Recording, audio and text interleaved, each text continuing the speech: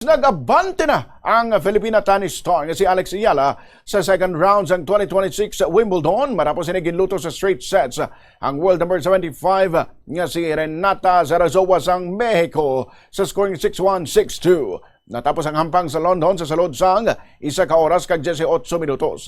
Si Ealang ika-29 nga seed sa Wimbledon matapos ang maayo nga performance sa grass court season laki pang pagsulod sa semifinals sa Berlin Tennis Open kag ang pagkampiyon sa Birmingham Open.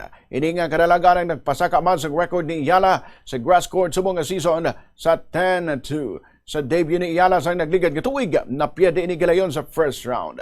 Ang iya kadalagan bato kay Zarazowa mong iya ikaduwa nga pagdaog sa Grand Slam sa iya bugos nga career kasunod sa iya pagluto sanay kay Clara Towson sa 2025 US Open. Sa second round sang Wimbledon, maatubang ni Eala si Maya Join sang Australia nga naglutos kay former world number 1 kag 23-time Grand Slam winner Serena Williams sa imbokada nila nga hampang.